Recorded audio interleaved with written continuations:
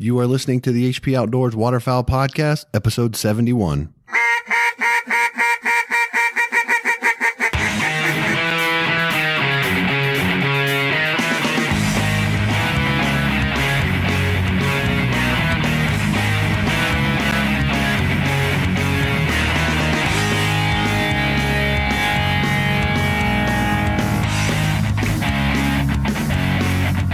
This week on the show, it's Dad Talk. We're talking about getting your kids involved in the outdoors.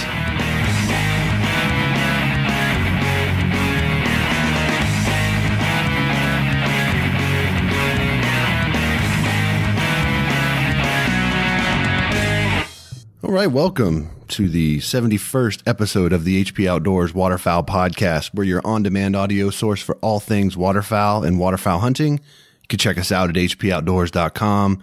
You can find our podcast at iTunes, Stitcher, Spotify, anywhere that you can find quality podcasts. If you want to catch up with us, you can do so on Facebook, Twitter, Instagram. Head over to our Facebook listeners group, the HP Outdoors Waterfowl Podcast listeners group. Get in there and chat with us anytime you want to. And of course, when I say us, I speak for myself, Josh Palm, and also my esteemed co-host, Minivan Dan. What's up, man? Not much. Today we're recording on a Monday night, and it was 1 week into our little weight loss competition we have going in the listeners group. So big range of weights and dedication amounts in the group, and starting a little off-season competition. So it's fun, good times. I'm excited for the convo tonight, and good to hear your voice every week again. I got a question for you, but I don't want to wait any longer to bring in our esteemed guest this evening. Joining us on for this episode is Brady Davis, All-American dad, just good dude.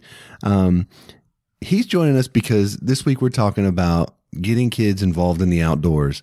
And for anybody that doesn't know Brady, you'll understand why we have him on for this topic by the end of this show. But to give you some insight, he's got two kids that are just torn up with the outdoors. You see him all over social media, Instagram, with his wife in the outdoors, going on trips, doing crazy stuff.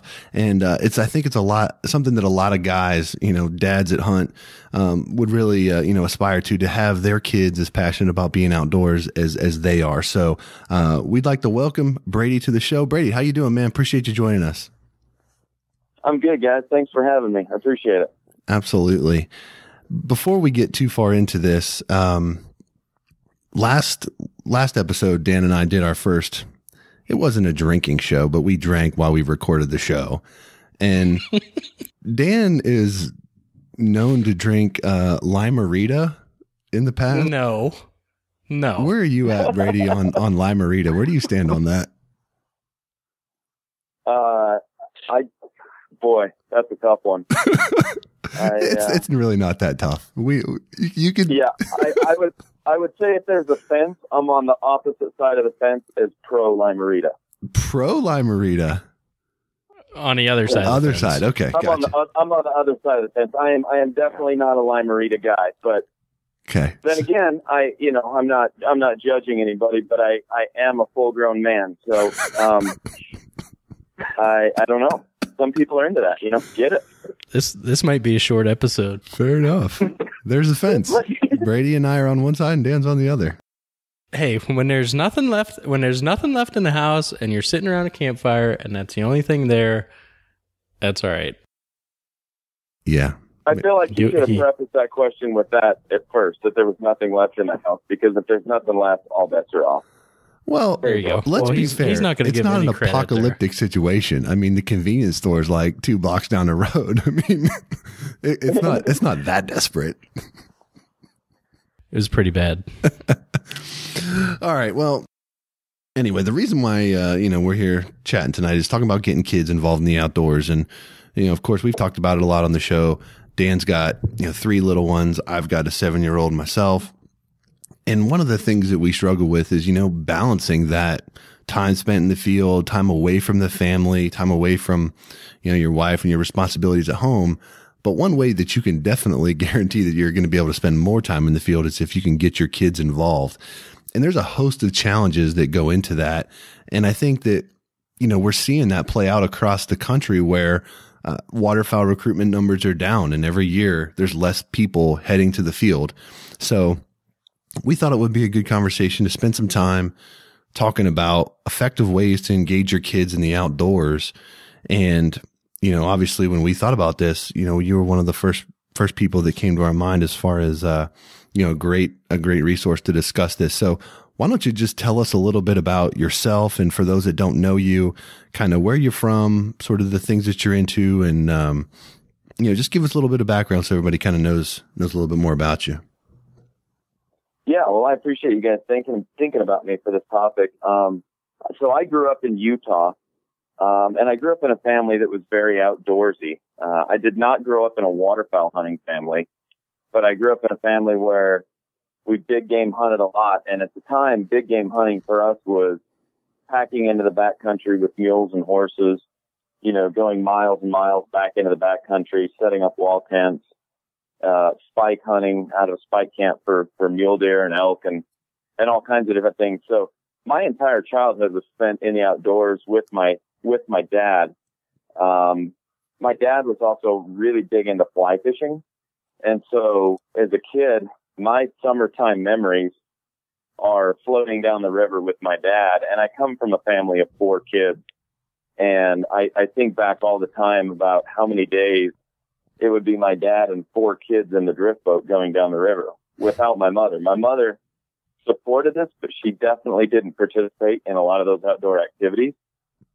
And now that I'm a dad myself, I look back on that and I'm like, holy cow, how did you take 4 little kids in a boat down the river by yourself? Like, the guy must have had the patience of Job, or just insane amounts of skill that most people do not have. But so my entire childhood was spent in the outdoors with my dad. So I had a really great example of spending time together as a family. Got really into that, fly fishing with my dad. Through my teenage years, I got really into hounds and was big into coon hunting with hounds, and we hunted mountain lions and bobcats. All of my buddies in high school, that's how we spent most of our high school years, was chasing hounds around the mountains in Utah, chasing mountain lions and bobcats and some bears. And so the outdoors has been a big part of my life all growing up.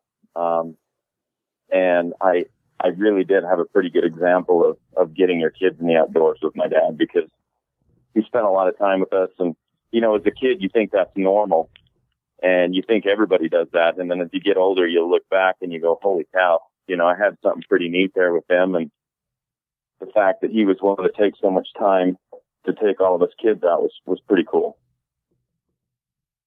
Yeah, I think there's nothing that really can replace that kind of time. But did you have any sisters growing up? All brothers, couple sisters? I have 2 brothers and 1 sister. 2 brothers, 1 sister. So, yep. So my sister wasn't as involved in the hunting. She did some. She actually killed her first deer a few years ago. But she fished with us all growing up. So again, those drift boat memories with my dad on the Snake River were all of us kids piled into the boat. So, yep, 3 boys and 1 girl was my family. So having a sister around kind of helped ease you into having a daughter a little bit, I assume, because I'm kind of the same way. I have an older sister, and I think if I didn't have her around when I was growing up, I think raising 2 girls would be a little more difficult than what it already is. But I was just gonna say, so from going out with your dad, doing all that stuff, let's get into, teaching the kids. How did you start teaching and showing your kids about hunting and enjoying what you do outdoors? And then on top of that, I'm going to go right into it. Did you do anything different with your son versus how you treat your daughter? Sure. I remember when I very first had kids, and I'm sure you guys got lots of advice from your parents and in-laws and everybody under the sun starts giving you advice when you have a baby. And yeah. The one thing that I remember the most is, and I don't even remember who told me this, is they said, once you have kids, be very careful about what you do and say, because they watch everything you do.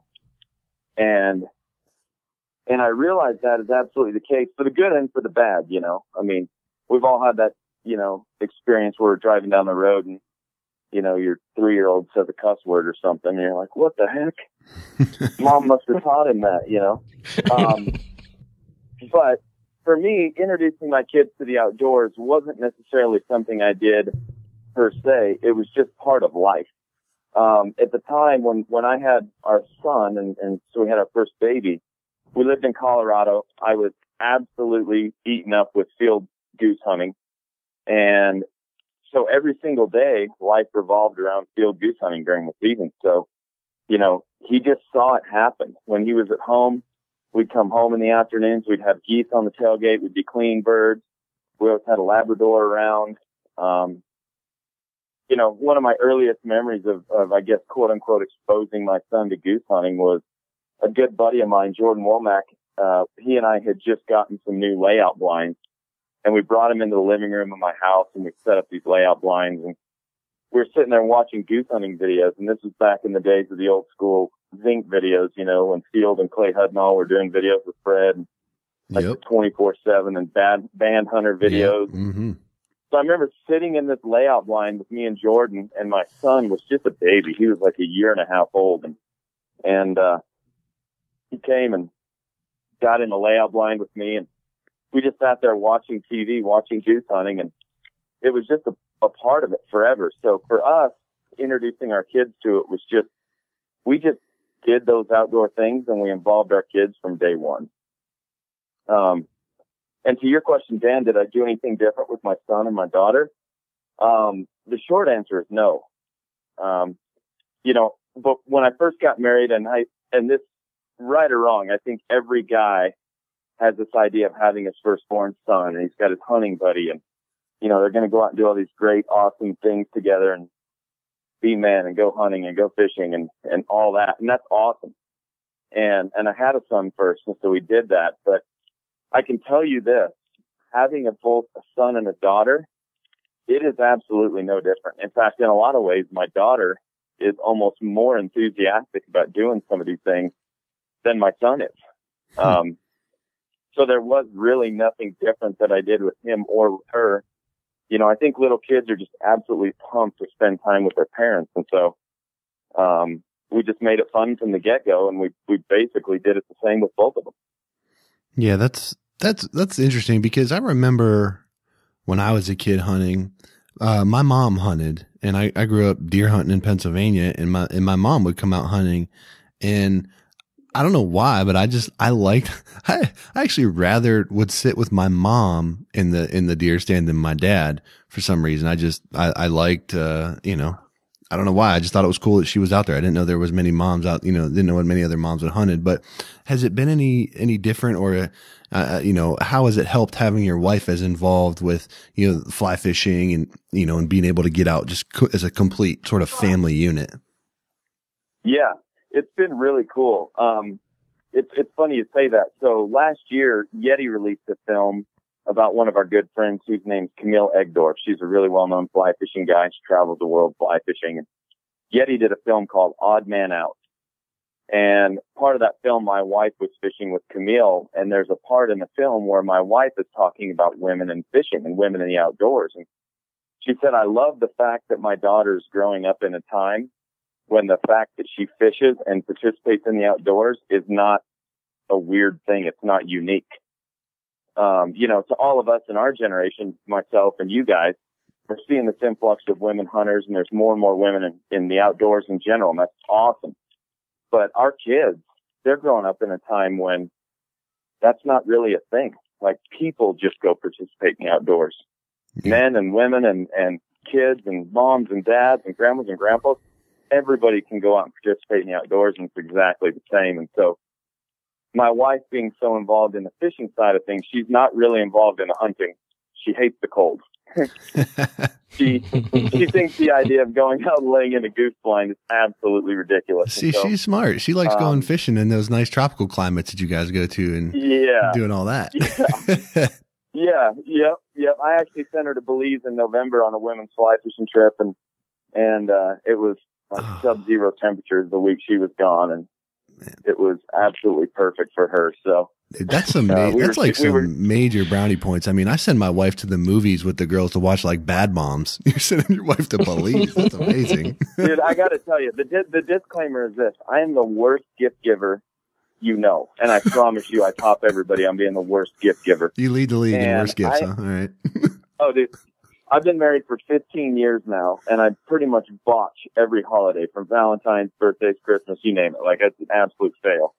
And so last year I was like, I got to do something. I got to hit one home run. And so for Christmas, I got my wife this trip to Belize with some friends to go fishing. And so we'll see. Maybe in another 15 years, I'll hit another home run. Man. I'm going to jump in with one more question here really quickly, because something that you hit on, is actually one of the biggest fears that I have about exposing my son and getting him into the outdoors like I am. So, like Dan and I grew up miles apart, right? I mean, we were really close growing up, and everyone that we knew in Pennsylvania, and I'm speaking from my experience, but I know his is similar. Everybody that I knew at least deer hunted. At least, at a minimum. Mm-hmm. Some guys turkey hunted, some guys waterfowl or whatever, but like almost everybody in PA that I knew deer hunted. I could count on one hand how many people that I met in growing up that didn't hunt, and I thought it was weird. Now, I fast forward. I live 30 miles outside of Washington, D.C. My son might go to school, and when he's in junior high, he might not be able to know 5 people that hunt in that school that he's going to be friends with. So, what I had built in inherently was just, we got the first day of deer season of buck season off from school. We got the first day of doe season off from school. We would talk about it a lot. People would go to their camps, all of that was built in. It was just more of a lifestyle. Here, for me specifically, it's going to be an uphill battle, and I'm kind of swimming upstream. And I know there's a lot of guys that listen to our show that work, sales, or they work in areas that force them to be in more suburban environments and maybe what they would prefer to be in. But you still want to try to instill that lifestyle. So I'm really concerned. It's like, how do I keep my son engaged and him wanting to get out of bed at 4 a.m. on Saturday morning with me instead of sleeping at his buddy's house and staying up all night and playing video games and doing all that kind of stuff. Yeah, absolutely.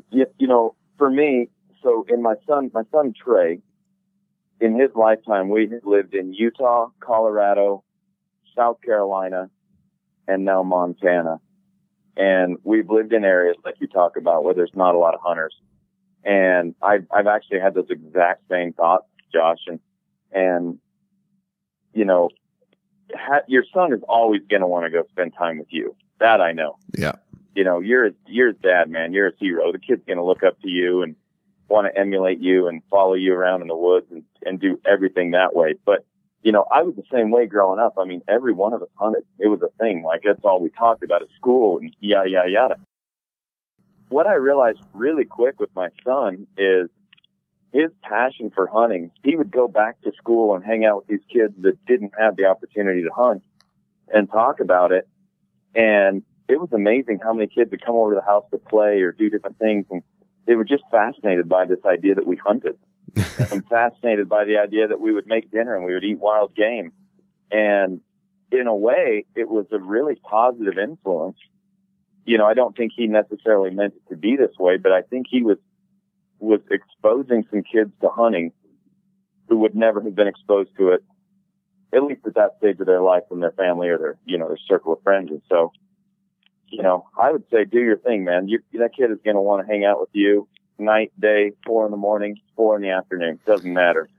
And when he goes to school and he tells his buddies about all the adventures he's had with his dad, I guarantee you those adventures he's going to talk about are far cooler than the adventures of sitting home and playing video games. And yeah. So, and I really hope it stays that way. Cause I definitely see where that would play play into it.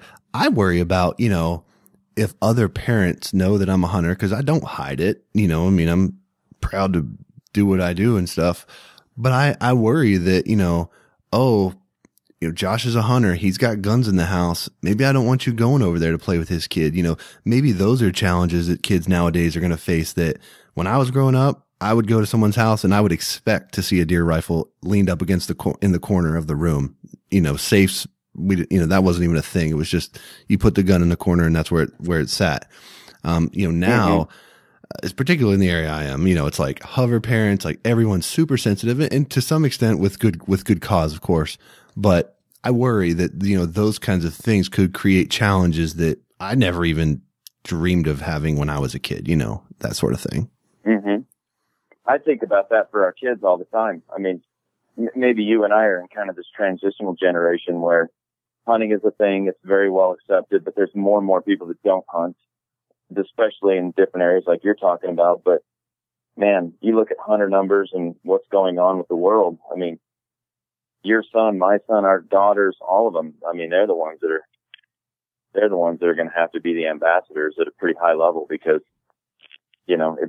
it's the world is changing. And so it's just interesting to watch. But, yeah, that is an interesting point. We have had parents come over to pick up their kids from a play date or something, and they're like, oh my goodness, you've got deer on the wall, and, you've got dead ducks on your countertop. And, I laugh all the time. A few years ago, we had one of my daughter's friends came over, and it clearly was not a hunting family. And we had just had a smasher of a goose hunt. And there was like, oh my gosh. And we are cleaning geese on the tailgate in front of my house, man. And there are feathers everywhere. There are carcasses. There are goose breasts piled up on the tailgate. We're all bloody hands. We're hanging out. And I just remember that girl, the little girl came up and was like, wow, that's kind of cool. And my daughter's like, oh yeah, they're cleaning geese. And, this is what they do after goose hunting. And she was fascinated by it. She's like, oh, that's so cool. And the mom and dad were just looking at me like, who are you, man?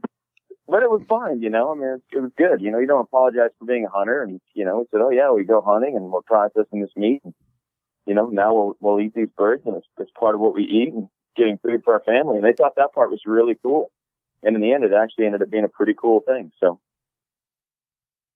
I was going to say that's a pretty good entrance into the next question, but just explaining where food comes from, I think that's a kind of a battle that I'm facing right now, as far as, the kids always ask me, like, where's this bacon come from? Or I'll ask them, they know that now, at least, it comes from a pig. And where are these burgers coming from, the deer or a cow if we buy beef? And, I think a lot of that family time that you were talking about before, and especially in today's day and age, like teaching them about life and teaching them about, respect for the game that we go after. Like, how did you go about doing that? And, just, I don't want to say anything about like, people going and poaching or anything, but just giving life lessons to, doing the right thing and really respecting the game, and like after the kill, taking care of it, not taking those bloody, gory photos and stuff like that. Just I guess a common respect for the game. How did you go about, talking to, we'll say your son now, because he's out there killing birds all the time. So how did you go about just giving him those life lessons? Mm-hmm. So for me, and I don't know what's the right way to do it. I mean, I guess we as all parents, we get one shot at this and we do it, and it works or it doesn't. But for us, as our kids were growing up and we were talking about meat and nature and the fact that things die, there was never any taboo with our family at the dinner table, meaning, we didn't ever shield our kids from the fact that we were eating meat, and that meat came from animals, and animals were part of what we eat, just like the plants are, and that other animals eat other animals, and predator and prey and the food chain and all these things. I mean, that was just always a thing. And so nothing was ever really taboo. There was nothing really ever, really curious about it for the kids, because it was just part of life. Just like when you walk outside on a good day, the sky is blue. It's just a fact of life. Like, we eat meat. Meat comes from animals. We kill animals. Other animals kill other animals as well. We're just participants in this food chain. And, we go from there. As far as, you talk about respecting the game and teaching your kids respect for what they're doing, the sport, hunting, being an ambassador for what we do. going back to the very first thing I ever said when you asked about how I introduced my kids to the outdoors, I just think kids do whatever they're shown. And, you know, if you're out there and doing stupid things or joking about stupid things when you're out in the field, even if, you know, between you and your buddies, it might be a joke, kids have a hard time understanding that. And so just pay attention, you know. My kids have just been around hunters, and luckily I hunt with a group of guys, my buddies and the crew that I hunt with. These are very, very good hunters, and they're very respectful of what we do. You know, they obey the law, they pay attention, and they all conduct themselves in a way that is a great example for my kids. And so for me, I think kids watch whatever you do, but I also think pay attention to the guys you're hunting with. Make sure that when you take your kids out, you're hunting with guys that are going to, you know, show respect to the game you're hunting. They're going to hunt it the right way. They're going to obey the limits. They're going to not joke about breaking the law or anything else. And kids just pick up on that, and that's just how they do it. You know, one of the best training aids that we have at our disposal now is the Lion King, because Mufasa explains in explicit detail how the circle of life works. And, you know, you just stick your kid in front of that, Dan, you'll be good to go, right? All right. That's right. Noted. No, you know, you bring up an interesting point, though, as I'm listening to you talk about that. Have you had a situation where you've had to explain to either your son or your daughter, where they saw something in the field, particularly with game that you harvested, where it was kind of, you know, a little tougher for them to see? The example that I'm thinking of is when I was a kid, when we were deer hunting, I saw my stepdad shoot a deer that didn't die immediately. And, you know, it was clearly suffering, right? And had to be followed up on. But, you know, it just there was sounds involved and things that as a 12-year-old kid, you just don't expect to see. And I know that, you know, as adults, we get desensitized to a lot of this stuff, particularly as bird hunters, when you're finishing cripples and things like that. But for a kid to see, you know, somebody wring a neck for the first time or something like that, you know, have you ever found yourself in a situation where you kind of had to talk about something like that, where your kids were kind of like, hey, Dad, like, what just happened right there, kind of thing? Yeah, actually, I have a little bit. I remember one time when my son was young, I don't know what age he was. He was probably 6 or 7, 8 years old, somewhere in there. And he was just out tagging along on goose hunts like he always did. And I actually sent him after a goose that we shot, and this goose just wadded up. I mean, the goose looked like he was graveyard dead, right? And so I send him out there to go get it, and he's charging out through the decoys. Well, all of a sudden this goose stands up and like straight up comes hauling at him. Oh, to meet him halfway. And I remember he turned and looked at me with like the fear of God in his eyes and was just like, what do I do? And I'm like, grab him by the neck, dude, you know. And so we're kind of explaining this, you know, and I'm trying to like give him tips. And finally I'm just like, man, this goose is going to win. I mean, kid's little, you know, and geese are mean. And so I go out there and I grab the goose and I wring its neck, and we killed it immediately. And we had an interesting conversation after that, because he goes, you know, why don't they all die? You know, how come most of them die, but every now and then there's some that fall and they walk off, and you send the dog or you shoot them again. And we just explained, you know, it was again, just kind of part of goose hunting. I mean, no matter how good of a shot you are, obviously we all try to shoot them in the head. Obviously we all try to kill geese. But, you know, injuring game, whether you're, you know, archery hunting or white-tailed deer and elk, or you're waterfowl hunting, I mean, injuring game is part of it. We just follow that up quickly with a conversation of, once we do that, your number one responsibility is to quickly kill that bird or that animal as quickly and humanely as you can. Yep. But other than that one funny incident, you know, it hasn't been a major thing for us. Again, they've just been exposed to it so much as kids that it's just kind of part of it. But and now today you definitely understand it. Yeah, and today you can get, you know, like a finisher or something like that, where you can do that kind of stuff a little more discreetly, and you know, you don't have double barrel, honkers swinging on both sides of you when you're coming back to the blinds, finishing birds. So I think that's something I've always recommended, for guys that are taking their kids out, just those things are pretty inexpensive. Pick one up and you might save a couple of nightmares or psychiatrist bills or something down the road.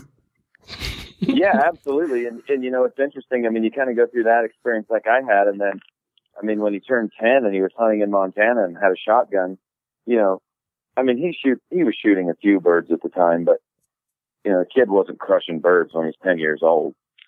He's mainly shooting a shotgun, right? Right. And so, it got to where he loved it when there was like a cripple in the decoys because everybody would unload and put their guns away, and he'd grab his and go charging out there and clean up on cripples.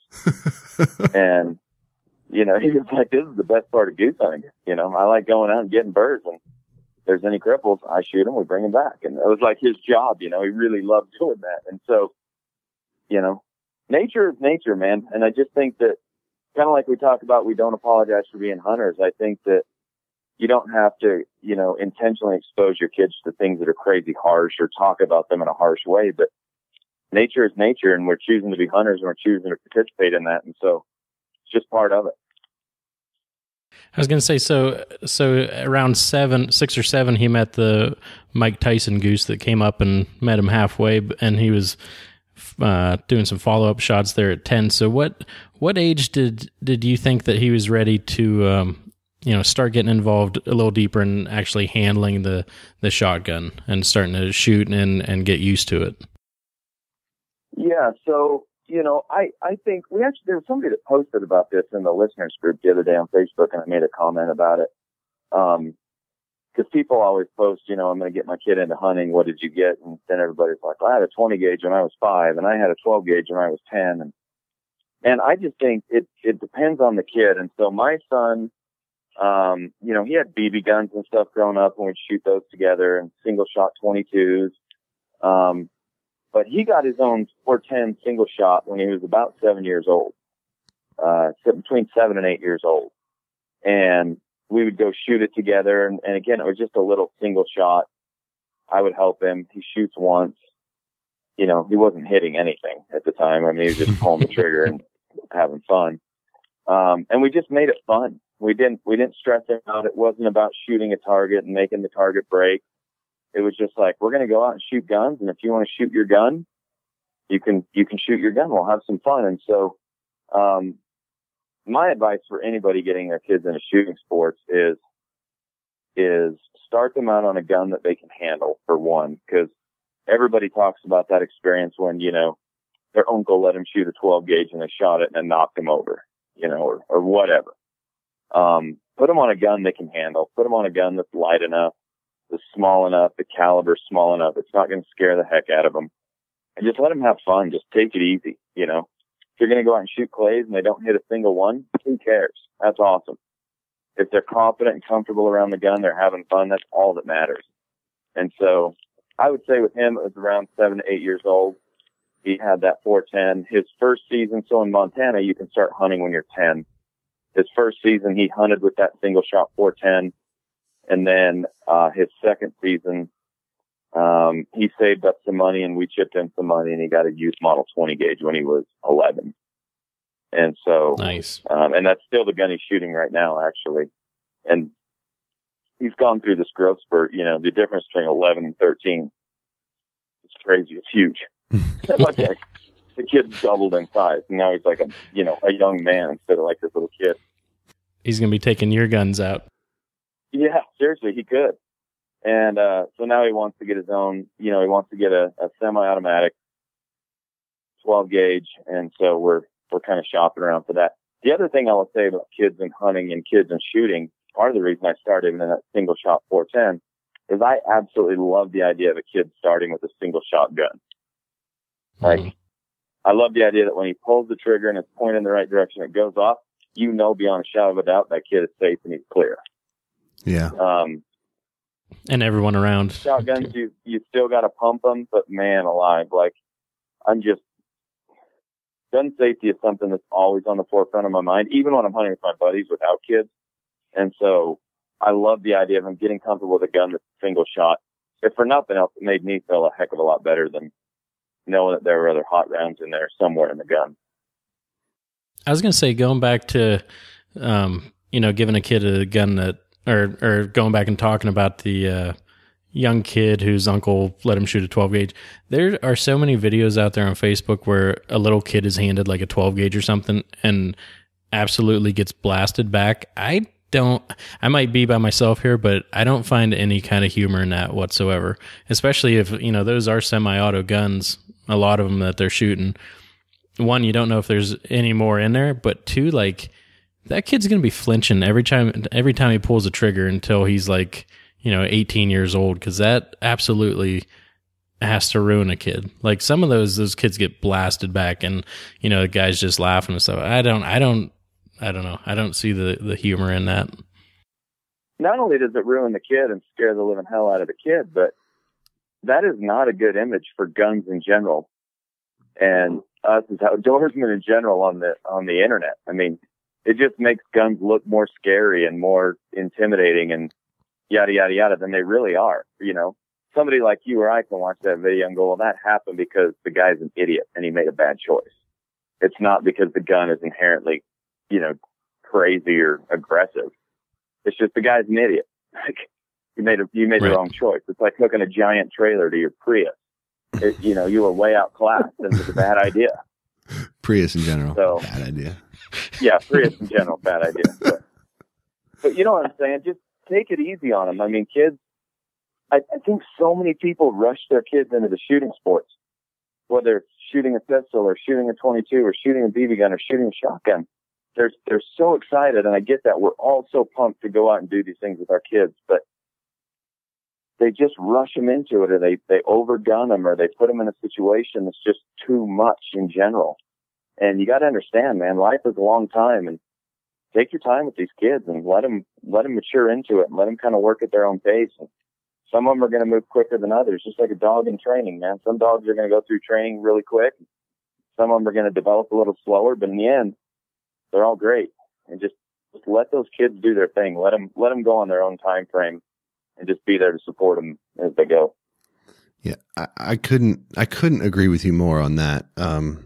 In my experiences too, and I'm sure you've both had this experience, and if Dan, you haven't, you definitely are going to, but it's like, it's not just shooting sports. It's like everything. People want to rush their kids through everything. I coach my son's baseball team and basketball and stuff, and every parent wants to bump their kid up to the next level, play him up a level. And I'm like, well, he's aged into this group, this is whatever. And all they want to do is rush them forward to play up. Part of it, in my opinion, is a lot of it falls on the ego of the parent, and they want to they think it's a reflection of them if their kid's playing up in baseball. But what I always spend time talking to parents about this particular subject, and it applies directly to what you were just saying, there's nothing more valuable for a kid as he's developing, male or female. There's nothing more valuable than confidence. Confidence is the building block that allows them to be successful at everything that they do. And when you get a kid to believe that they can do something well and they're confident in their abilities, they will thrive. It's when you put them in a position to do something that they're not confident in their abilities to do is when they will struggle, and it will fall apart on a lot of things. So just like you're saying, if the kid needs to be on a 410 and you put a 12 gauge in his hands, like you're not doing anybody any favors there. You're only going to, hurt the kid in his development. So could not agree more with you on that point without question. I was going to say, I was listening to Jocko podcast, who is a huge into jiu-jitsu if people don't listen to him, but ex-SEAL and stuff like that. Well, he has daughters that are in jiu-jitsu now, and people were asking him, should I put my 10-year-old into a higher, go against, harder belts, like, and let them lose and let them learn lessons. And he's like, no, absolutely not. Like, kids at that age, they want to have fun. If they don't have fun, they don't really get like the hard lesson type deal. Adults get you're going to learn this the hard way type thing, but kids are, they want to have fun. They want to get in it, and in their mindset say, I want to go and do that. I want to have fun. Like, if they start getting pounded, ground and pound like all the time, they're not going to have fun. They're not going to stick with it and want to keep doing that. So same deal. You put a 12 gauge on a 6-year-old shoulder and let him get blasted into the swamp a couple times. That's not a good feeling for him. That's all. I don't know if you heard that, Brady, but his phone cut out right there at the end.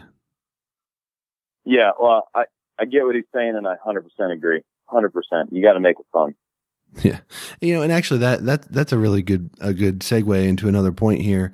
One of the things that is hard, and I relate everything to deer hunting for starting because that's what I started. So I didn't hunt waterfowl till later in life. So starting as a deer hunter, a stand hunter, not Western big game where it's like, you got the sort of backpack hiking, camping element to it.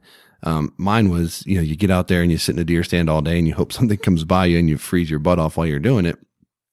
It was really, really hard to stay focused. You get bored, right? Yeah. Everybody gets bored. Yeah. So that's actually one thing that I think makes waterfowl a perfect sport to introduce a kid to, because, during the downtimes, there's a lot of stuff that you can do. You can talk or whatever and, do these different things. So talk a little bit about what you've done with your kids as they've, come up from, the early ages to where they are now to sort of help not only just keep them focused and keep them in the blind and entertained, but what have you done to sort of, I'm going to compound the question here just for a second. But when I was growing up, hunting was about harvesting meat and killing animals. Now, the narrative has changed a lot, in my opinion, and it's thanks to companies like Sitka and Yeti and these companies that put out these lifestyle experience videos. So hunting can be communicated now through the internet more about the experience and the feel, not just what it's like to sit out in the woods, but the feel of the sunrise and the birds and that whole experience. How have you successfully conveyed that to your kids, to sort of, keep them focused on the bigger picture when you get out there one day and you're not seeing anything or you're not taking any birds, just sort of that element to the outdoor experience? Yeah, absolutely. So, to the first part of your question, how we kind of kept it fun. I got to give you props, first of all, because I have not done a lot of deer stand hunting, but the last couple of years I have hunted at a tree stand. And man, I think if I would have got introduced to hunting through a tree stand, I'd probably be a golfer. I did a lot of bass fishing. I did a lot of bass fishing growing up.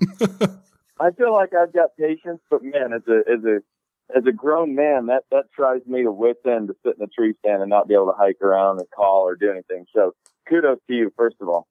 Second of all, for me, taking the kids out is you have to make it fun for them, and that changes for the kids. So, this year, for example, I went out on a hunt with my buddy Ted Wells, and he has a daughter who is like 5 years old, and she was all excited to go hunting with Dad. And we get out there and it's cold, and she's kind of bummed out, and she's kind of, whining and having a hard time for a minute. And we get the A-frame set up, and Ted goes and sets her up her own lawn chair. She's got snacks, and he mounts a frickin' iPad inside the A-frame while we're setting decoys, and she's watching like some kid's show, just laughing her brains out. Yeah.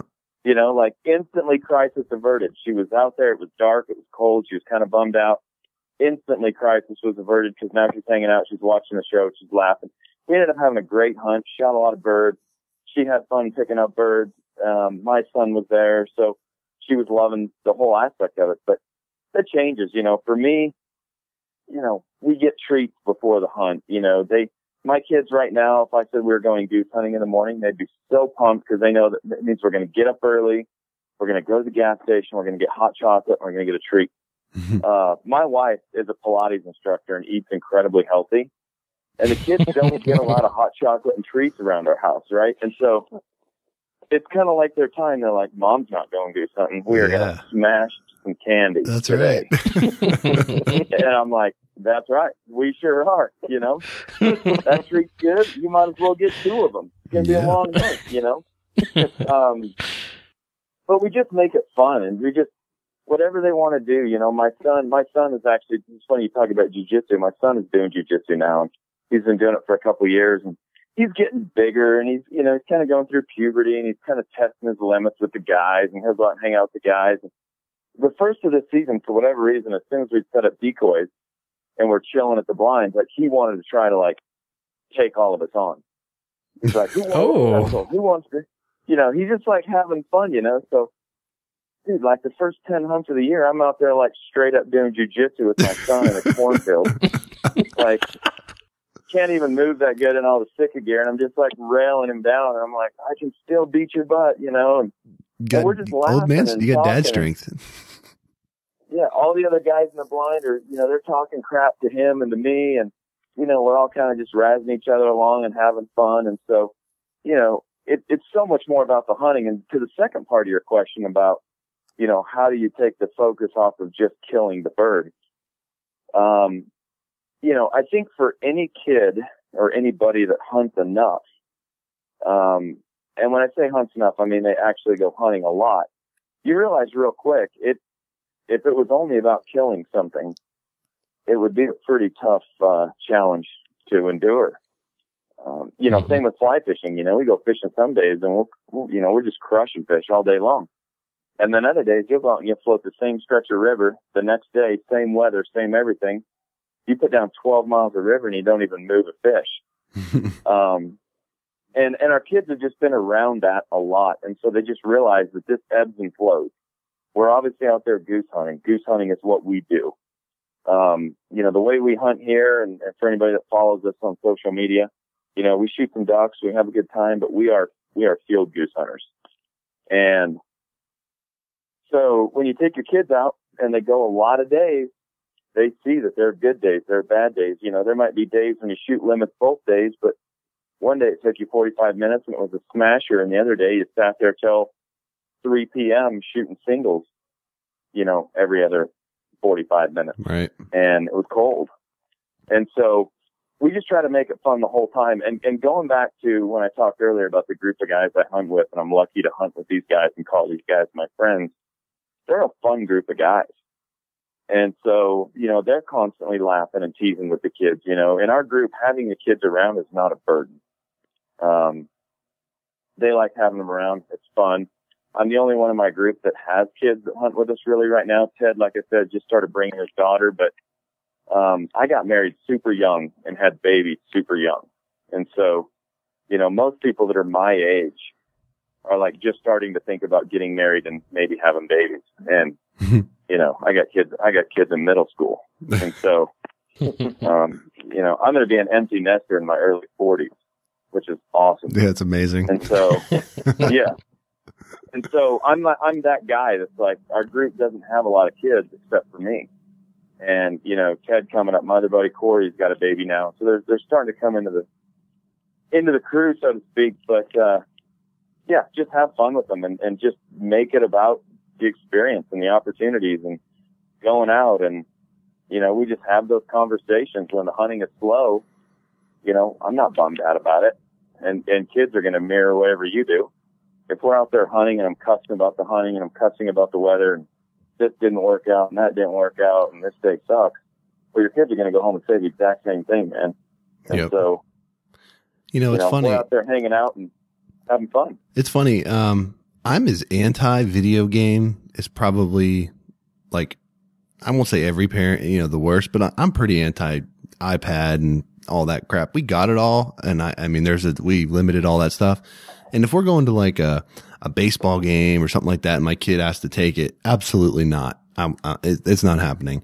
But if my kid wants to bring an iPad and that's what it takes to get him out into the field and do something, I'm totally going to let him do it because, I look at, well, what's the alternative? He hates it the whole time he's there, and it's like, if I let him go out there with the iPad and maybe he sticks that thing in his face most of the time, but there's one part of that hunt that grabs his attention and he enjoys it, that's something that we can work with, and that's something we can build off of. So, I just personally, this is my approach to it, but I think, a lot of guys could relate.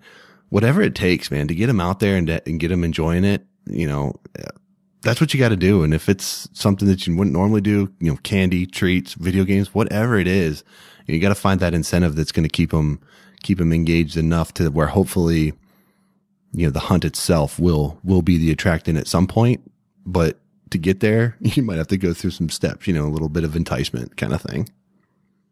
Yeah, I completely agree, man. I mean, word for word what you just said is exactly the way I think as well. And so, you know, whatever it takes to make it fun. And then, you know, we do a bunch of stupid stuff too, man. Like me and my son, like when it comes time we pull up the trailer and we're setting up decoys, like we'll have like stupid little contests to like see who can move most decoys out at a time, or who can carry more decoy bags, and who can do this. And again, he's kind of a competitive kid, so he's like, "Oh, you can carry 2 bags, Dad? I'll do 3." Well, I'm like, "All right, cool." You know, he's just making it easier on me, setting up more decoys. I'm like, "Right on, dude." Yeah, man. And yeah, I'm like, you do you, bud." And so we have all these fun little competitive things. We're laughing, we're talking.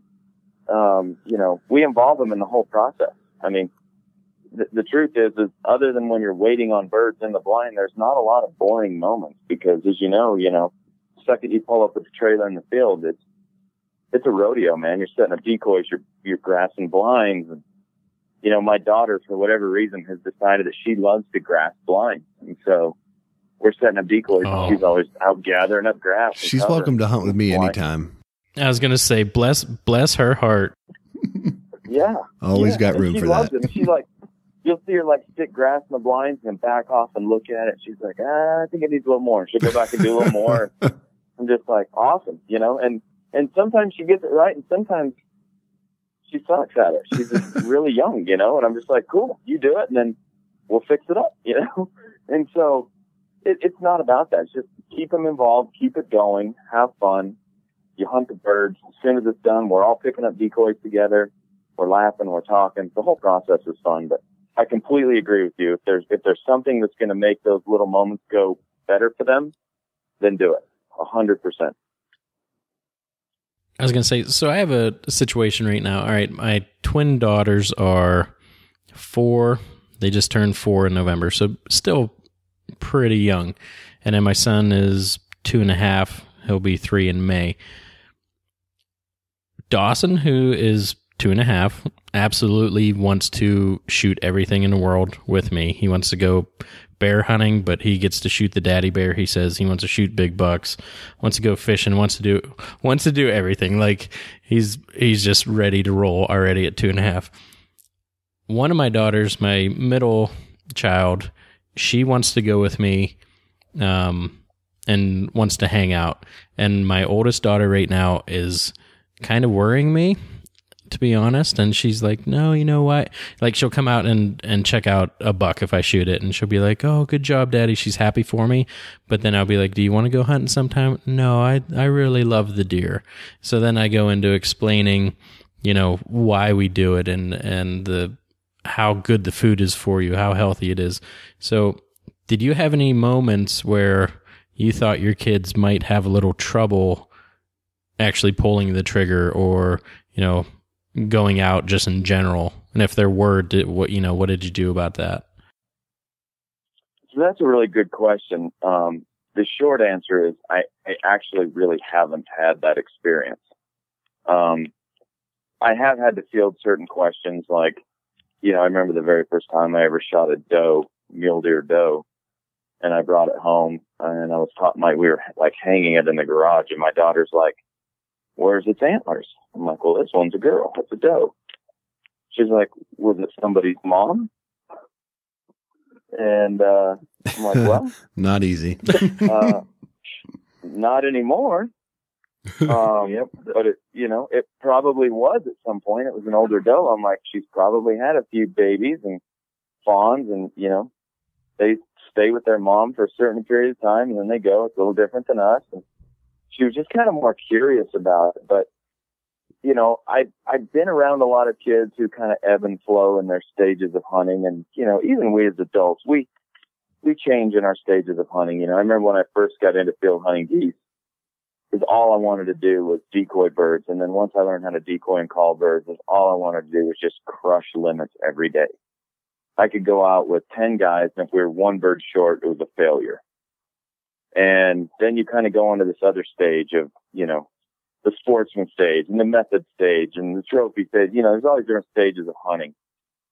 And I don't know for sure, but I just feel like with kids, we just got to give them some time. We got to give them their space to mature and think things through on their own level. Kids are smart, man. Your daughter, your daughter might end up being the most enthusiastic hunter there is. And there's a lot of people I know that really enjoy hunting who really don't love the blood sport aspect of it. Right.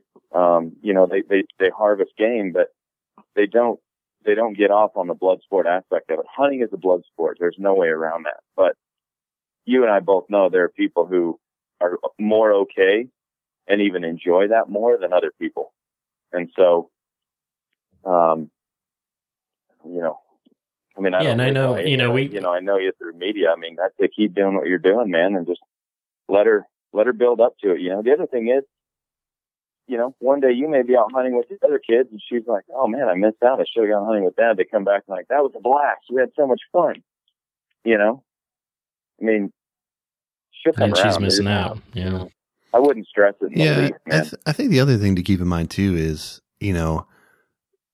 I've known you for a long time. I've known how you were raised. I know how you're raising your kids. They're running through the backyard barefoot all the time. I mean, your kids spend as much or more time outdoors than any kids of their age that I know. So maybe she won't be into hunting ultimately, but that doesn't mean that she's not going to be into an outdoor lifestyle that is conducive with your family and maybe she doesn't like to pull the trigger, but she still appreciates where the meat comes from and, those kinds of things. And maybe she likes to fish or, maybe she'll get into trout fishing or, whatever it is. It doesn't mean she can't still get into archery and, shoot target with you in 3D, stuff like that. So I think that it's that greater, that greater perspective of lifestyle. And like Brady said, I would guess that as she gets a little bit older and just, is exposed to it for a longer period of time, she'll probably come around and at least want to try it. But right now, I mean, think about what kids see on TV. They see friendly animals and cuddly bears and all of these things. Oh yeah. So they're associating with that, obviously. And every kid takes it to it a little bit differently. So I mean, I don't think that the outdoor lifestyle piece of the puzzle is missing for her. No, for sure. And I think it's still just the shock of, because we'll go around spot and we get to spot here in Pennsylvania, Brady, at night. So I'll take the kids out and right down the road, we call it Doeville. And you go around our block and probably see 100 deer in a night. Like, it's ridiculous. But she loves doing that. And then, once I pull up with a buck in the back of the truck and, put it out on the ground and start spraying out the blood out of the inside, that's when it gets a little bit pushing it right currently. But she is the first one to grab a hot stick or jerky or something like that. So, we're still in the explaining where the food comes from and the appreciation. So we're still good in that department. I think it's still a little early. Well, and like Josh just said, at this age, you think about it. I mean, all of their exposure through media to animals, all those animals are humanized. Oh, they're talking. They have names. Oh, yeah. They talk to them and they have moms and dads. And I mean, people get way into that. And, those are the kind of people that end up calling their dogs their kids and saying, I'm a fur mom and a fur daddy. I'm the guy, like, anytime I'm around somebody and they're like, oh, they refer to they're talking to their dogs, like, his mommy or his daddy, I like turn to my kids and I'm like, that dog's dad was a black lab, not that guy. If you're wondering. And his mom was a yellow lab and she was a good yellow lab, but that woman is not that dog's mom. And like, humanizing animals is a thing that society, for whatever reason, has decided is a thing to do. And I think it's the number one thing that fuels anti-hunters is that they never grow out of that stage of humanizing them. We were talking about The Lion King earlier. Great movie, right? Kids all love it. Me too. But they're straight up having conversations in there about their son and their daughter and all these animals. Well, most kids don't grow up imagining and fantasizing about shooting African lions. And I'm convinced that part of the reason is that because of all the Disney movies and everything, all the African lions are like, cool. They're good with that. It's like Simba. Who wants to go shoot Simba? Right. I think that's why everybody was in such an outrage when that guy shot that lion a few years ago, and everybody's just losing their mind about it. And I'm like, well, Cecil. yeah, he killed Simba, Cecil, you know. I'm like, makes sense, you know. And I think it's also why such a smaller number of people are bear hunters versus deer hunters. Mm-hmm. Even in states that have massive bear populations, you know, every kid grew up with a teddy bear. Yeah. And it's just a thing. They humanize that animal. And so Yogi Bear. Yeah, I think Yogi Bear. Yeah. I mean, every one of them, you know, smoking bear. It just goes on and on. So yeah, I do laugh all the time though. I'm always telling my kids when people call their dogs their kids or fur babies. I'm like, no, that's biologically impossible. I'm like, that's that dog's owner, not his dad. Right. Dogs are great. I love dogs as much as anybody, but they are not our kids. So let's talk a little bit more about dogs and that kind of thing, because part of the challenge of this is, you know, the hunting season is such a small window of the year, and the rest of the rest of the year, kids got school. I mean, my kid's 7 and he does taekwondo, plays basketball, plays baseball, has done swimming. He wants to play soccer in the fall. So it's like they've got overload of things to do, and they're infinitely more busy, it seems like, than when I was their age. But what are some of the things that you're able to do kind of in that off season that sort of still keeps them engaged, you know, with hunting and the outdoor lifestyle, while still being able to manage all the other stuff that they got going on that, you know, normal, you know, 7, 10, 13-year-old kids are doing?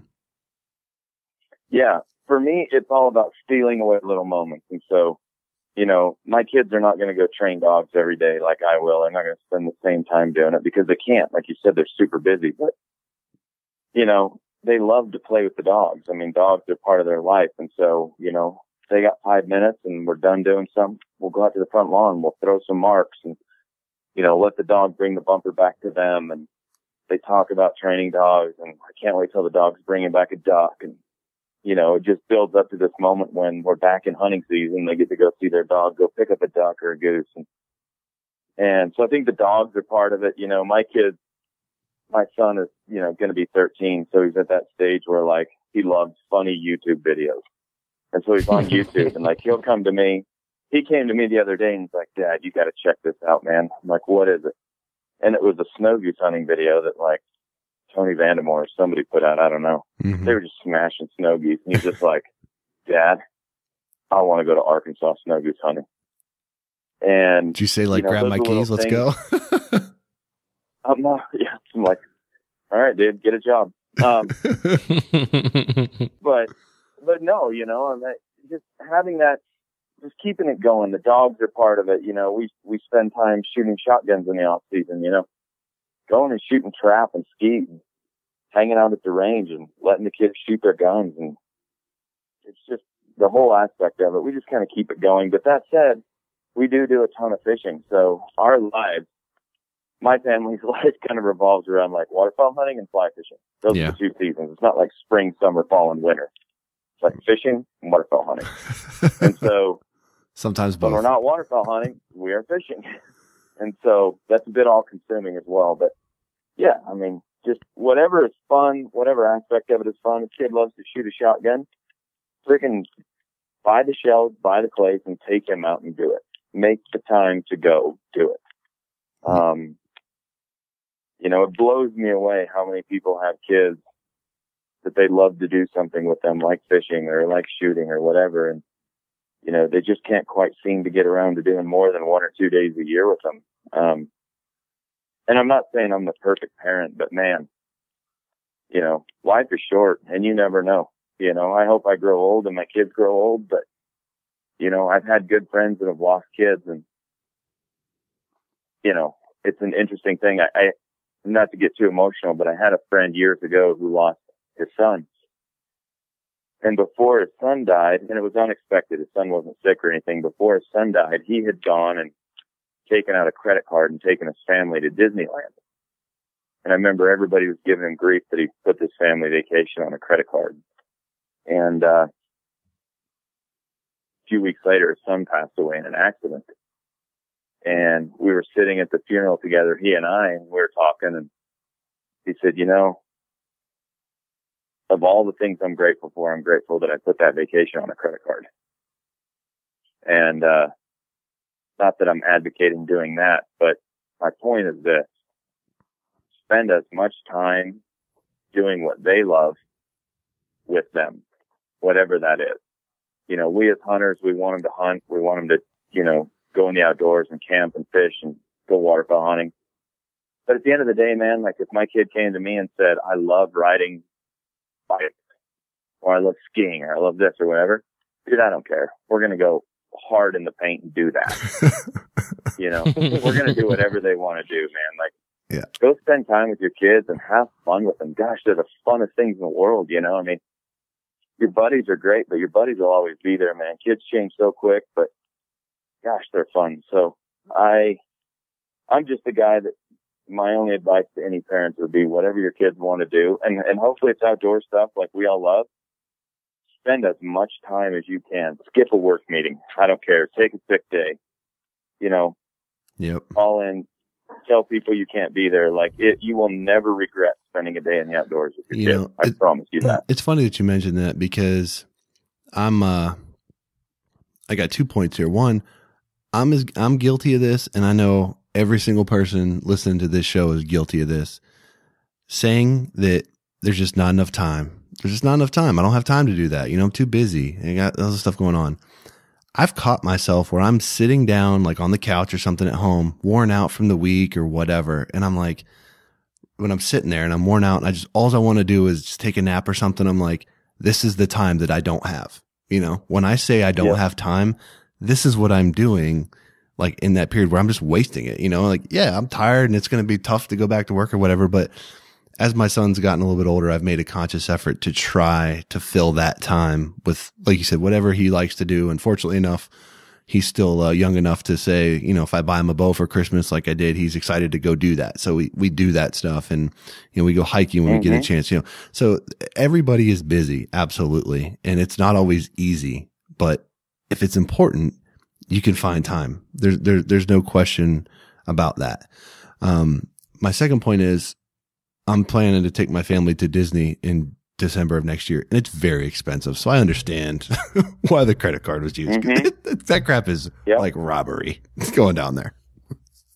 Yeah, dude. $12 lemonade, man. Saddle up. Oh, the worst. Saddle up. Yeah. No, you're exactly right, man. I mean, it just, you know, we laugh about it because it sounds so absurd, but I can't imagine somebody looking back on their childhood and being like, you know, I was really into camping, but luckily we didn't go camping a lot because my dad got a promotion at work and made $10,000 a year more than he did the year before. Mm-hmm. You know, and here's another. Don't say that. That's not a thing, man. Another thing too that I always thought about is, you know, think about how much, you know, again, I'm not advocating this, but you know, you see these, you know, people that get perfect attendance in school, and I'm like, that's awesome. You know, like every day they got up and everything. But I was like, if you go every day to school, that means your dad didn't pull you out of school on those crazy migration days, or you never skipped school to sit a stand for the rut. You know, I mean, there's lessons to be learned there too. So, you know, not everything is taught in a schoolhouse, you know, in a classroom. So, you know, there's something to be said for that, in my opinion. And, you know, I hope that my kid is excited if I offer him the chance to cut school to go because we got a good push of birds coming or something like that. I hope that we get that opportunity. Yeah. It's funny you say that, man. My wife and I are the family that, like, about once or twice a year, like, the school administrators, like, straight up call us and, like, want to have a meeting. And they're like, your kids have an absurd amount of absences. And we got it called in last year, and they're like, this is, like, borderline illegal. and I'm like, do my kids have good grades? They're like, well, yeah, they're straight A students. And I'm like, we're good, man. They went goose hunting. They went fishing. They went this and that. It's funny you bring that up because I totally agree with you, man. I mean, again, you know, we all want our kids to do great. Obviously, you got to make a living. Obviously, you have other pressures. You know, we're all husbands. You know, we need to be good husbands, and you got to pay the bills, man. You got to take care of the yard. You got to do all these things. But I don't think anybody laying on their deathbed, and you know, you always hear this and we always say it, but nobody does anything about it. It blows my mind that, you know, nobody lays on their deathbed and says, I wish I would have worked more. I wish I would have made more money, or I wish I would have, you know, done all these things. Everybody says, I wish I spent more time with my family. I wish I spent more time with my friends. I wish I was a better dad or a better husband. And so you know, like we said earlier, man, we get one shot at this. So one thing I have learned, I don't know every answer. I'm far from perfect in most aspects, but I have never in my life regretted spending time with my kids in the outdoors ever. Amen. For sure. Yes, sir. So Brady, I was creeping on your Facebook here before we got on, but I see your son's starting to go to a couple formal dances. So is there going to be maybe a future where he skips a hunt to go on a movie date or something here? So it's so funny, he comes back and he's like, we're having a night dance. It's like the Valentine's dance. And this is going to sound like a total double standard as a dad, but with the son, man, does not worry me in the least. I'm like, cool, dude, go tear it up. He's like, well, yeah, there's like 3 chicks I want to ask to the dance. And I'm like, ask them all, dude. Take them all at once. But I can guarantee you in 3 years when that's my daughter, I am going to be on freaking edge all day. That's oh, yeah. And my wife has always given me grief. She's like, this is a total double standard, because like if my son were to like be out in the goose blind and be like, I kissed a girl, I'd be like, my man, right? That's right, you did. If my daughter comes to me and is like, some boy kissed me, I'm going to be like, what's his name? Where does he live? Yep. Yeah. And his parents are going to get a visit in about 5 minutes. We're going to have a talk. Funny, yep. The formal dance thing was funny, and my only advice when he left is I'm like, remember, she has a dad that loves her as much as I love Ivory. So find your P's and Q's, because if not, I will hold him down while he kills you. Or hold you down while he kills you. So, yeah, it's funny. It's a funny deal, but it's fun with the boy. I'm scared to death when my daughter gets to that age, man. I have no idea how I'm going to cross that bridge. I'm probably going to rely very heavily on my wife. Yeah, what else are you going to do? I mean, that's... yeah, I mean, my baseball coach in college always used to tell us on Friday nights after practice, he'd be like, I know you guys are going to go out this weekend or whatever. He always used to say, just remember, every girl that you meet is someone's princess. That's some dad's princess out there. And I'm like, dang, man, when you put it like that. I know. Buzzkill. What a buzzkill, huh? Yeah. I'm like, yeah, I hear you. Right. So Josh, we got one more question for Brady on here, and I don't know, you want to bring that one up? No, that's yours. You go ahead. Brady, explain to us how much you love neoprene waders. And for anyone that doesn't know, Brady had put out a video not so long ago confessing his love for neoprene waders and why they're a superior product. If I remember correctly, it went something like that, right? It's very similar to the way you remember it, just exactly the opposite. So yeah. Oh, dang. Yeah, and so this neoprene wader thing is funny. Today's world, so the world of like innovation and gear changes so quickly that now like breathable waders are kind of a thing. Like people have realized they're more superior. But 2 years ago when I did that video, it was so funny because like every post on Facebook was like, you use breathable waders, you're an idiot. You use neoprene waders, you're an idiot. I love this. I love that. It's like so polarizing. And it was like going online and like listening to Democrats and Republicans, and I'm like, man, this is great. Yeah. And I had a pair of neoprene waders, and so I did this little video, and I'm like, let me show you the best thing you can do with neoprene waders. And I'm like, take them and fold them like this, and I'm being all serious about it. People are following along. I'm like, you want to fold them like this, you want to fold them up really nice and tight, get them really clean and tidy, and then what you want to do is I just lift open the lid to a garbage, and I threw them in. I'm like, and then you just want to throw them right in there and go buy a pair of breathable waders. For the love, like, yeah, so the breathable wader thing's hilarious. I laugh. I still get so much grief about that video. That was like a cell phone video I shot like 2.5 years ago as a joke one summer day. And like, for whatever reason, I've become the guy that's like, you posted the neoprene wader video. I promise you'll be better off. Yeah. And for people that are, the biggest worry that we always hear about the breathable is just what you said. They're worried about being warm when it's really cold. I know you guys hunt some pretty cold temperatures out there. How low have you put your breathable waders through and been comfortable with proper layering? I can tell you with 100% honesty, we've hunted in our breathable waders well below zero. Last year we were doing a Sitka video, and actually had my son with me, which was a dumb idea, by the way. But it was the real temperature was negative 29, and so the real fill was 45 below zero. And we had an ice eater out in this little pond, and we were out chopping ice, and I've been in breathable waders as low as it goes. And so, that was the coldest. I swore I would never go hunting in 45 below again. And I've stuck to that promise. Not because the waders didn't keep me warm, because nothing kept you warm. But yeah, I've been in breathable waders at, 70 degrees outside. I've been in them at 20 below all day long. It's all about layering. The other thing about breathable waders, by the way, is that saying the word breathable is about like saying car. You can get a Maserati and you can get a Peugeot, dude. And so just because something is breathable does not mean it's equal in any way, shape, and form to other breathable waders. And so I obviously am a huge fan of Gore-Tex, the best stuff out there for breathable waders. The new waders that Sitka has coming out, not that I'm plugging them, they're legit.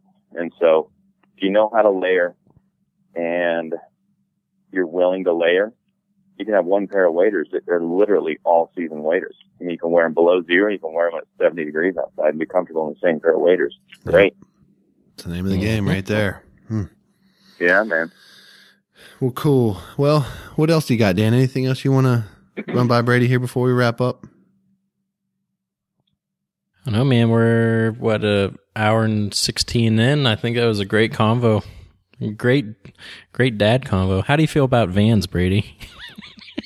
Vans. So it's funny, I got let into the listeners group, and then you guys started doing this little survey about minivans, and I was like, man, I kind of feel robbed that I got in here before they had this survey, because I felt like I could have come up with something pretty dang witty. Have you ever seen that YouTube video called the Swagger Wagon? Oh yeah. Oh dude, every time I think of a minivan, like even when anybody calls me Minivan Dan, I imagine that woman on that YouTube video dancing to that Swagger Wagon song. Oh yeah. And I'm like, I've got no file on this video. I'm gonna have to go check it out. This is our Swagger Wagon. Our Swagger Wagon. Things have gotten rough if you're thinking about the Swagger Wagon, but no. Well, I don't own a minivan. I didn't produce enough offspring to ever need one, but for those that do, cheers to you. There are better times ahead. Well, you probably saw that video that Dan posted in the group today. He's got his wife and his kids in the truck, and it's like wife beside him. You look in the back seat, and it's just bases loaded back there. First through third, just every position in the back seat is just got a base runner on it. I mean, what do you just got no room. What are you going to do? You got to get a van, right? Yep. I love it. You got I love it. Cap on the back, ready to go. My daughter's always saying, we need to have another baby, yada, yada. I'm like, well, there's two problems with having another baby. And she's like, what? I'm like, number one, we probably have to have a van. Number two, I'm like, if I had $1 and I told you and Trey I was going to split it, would you want 50 cents or 33 cents? She's like, I want 50 cents. And I'm like, we're done having kids. There you go. Easy enough. The factory's closed here, but yeah. I think it's great, man. Every time anybody calls you that, Dan, I'm going to think of that lady on that YouTube video dancing the Swagger Wagon. Now I'm probably I'll be thinking the same. That's pretty funny. You're going to watch it again in the next day or two. I guarantee it. You're going to have a moment on YouTube. Day or two or minute or two. We'll see. Yeah. Day or two, like 15 minutes or whatever. I'm gonna watch it at the conclusion of this interview. I guarantee you are. You're gonna laugh, and then every time anybody calls a Minivan Dan, you're gonna think about that lady on that video, man. Yep, and everyone in the group is gonna be all over this. So it'll stick in your mind. But yeah, bottom line for me, man, go have fun with your kids. They're fun. They're hilarious.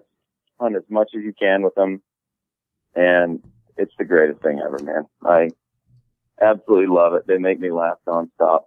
I'll tell you guys real quick one funny quick story. I posted about this on Facebook and everybody was laughing the other day. We're out hunting on one of our last hunts of the season, and my daughter and I were driving across the field to go to the fence row to get more grass, because that's what she does, is grass blinds.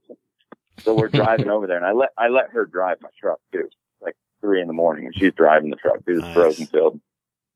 And she's driving, and all of a sudden she goes, "Dad, did you know there are kids in my class whose dads don't hunt?" And I was like, actually, the town we live in Montana, that's actually kind of surprising to me. I'm like, huh, I'll be damned. There's kids that don't hunt. She goes, "Yeah, it's weird." She goes, "I don't even know what that would be like." And I said, "Yeah." Man, that's crazy. Wow. I don't know what that'd be like either. And she pauses and she's thinking, and she goes, "I guess it'd be kind of like having 2 moms." Oh, Jesus. Oh. And I died laughing, man. I had my foot on the brake because I was running the brake and gas for it. I'm like, I'm about to just cut up laughing and let off the brake. We're going to drive through the fence here. Oh, man, that's good. That's hilarious. That's like a meme in the making. Right. Seriously. Like, it was so funny because A, it was funny, but B, it was so innocent. Like, she wasn't even talking crap. In her mind, she was just like, yeah, I don't even know. I mean, I guess it'd be like having 2 moms. I was like, gosh, you're 100% correct, Ivory. It would be like having 2 mothers. That's hilarious. Now, let's go get some grass for the blinds. So, anyways, they're fun. Enjoy them. You know, I hate to sound like the old guy who's like, my kids are grown and gone, because they're not, but I'm envious of you guys who are still in the early stages of it, because every stage has been so fun, and I truly am envious of you guys that have 2 and 3 kids that are so young, and you get to go through all this, and you're in for a ride, man. It's the best time of your life. It is the one thing that makes me actually wish we had more kids, even though I really don't. But it's a lot of fun. So well, let's see here. Your son can set decoys. Your daughter can grass blinds. You just got to get a good reason for another one, right? Like, I don't know, some other chore that you don't like to do in the field, and then maybe you'll reconsider. But a few years from now, I'm gonna roll into the field and do nothing, and they're gonna do the whole thing, and I'm just gonna hang out and shoot birds. I'm gonna be guided. I can't wait. Hey, now you're talking. Just show up at shooting time. That'd be nice. That's right. All right, Brady. Well, we appreciate you making the time to join us. Where obviously you're in our Facebook group, as you've mentioned, but where can people check you out on social media and stuff if they want to see all the things that you and the kiddos are getting into? So obviously Facebook, I would say by far the best way to see, our adventures of kid living and outdoor stuff is on Instagram. My username on there is Brady Davis 406. So if you go to Instagram, go to Brady Davis 406, you're welcome to follow along. It's a public page. You can follow it, and there's a bunch of cool stuff on there. Hit me up, message me. If you guys have any questions or tips, or if you guys hear something that I've done and you have a better idea for hunting with kids, man, hit me up and message me. Let's figure this out and make it better for everyone. Awesome. Yes, well, we appreciate the insight, man. And been an hour and 23 minutes, so let's go ahead and put a bow on this one. Thanks, guys. All right, that does it. Episode 71 of the HP Outdoors Waterfowl Podcast. Hopefully you enjoyed our chat about bringing your kids into the outdoors and how to keep them engaged. If you're getting caught up on all the past episodes, check us out on iTunes, Stitcher, Spotify, anywhere you find quality podcast content. If you haven't had a chance yet, head over to iTunes and give us a 5-star rating review. Help other people find the show just like you. Coming back to you next week with a brand new episode. So until then, for Dan, I'm Josh. Take care.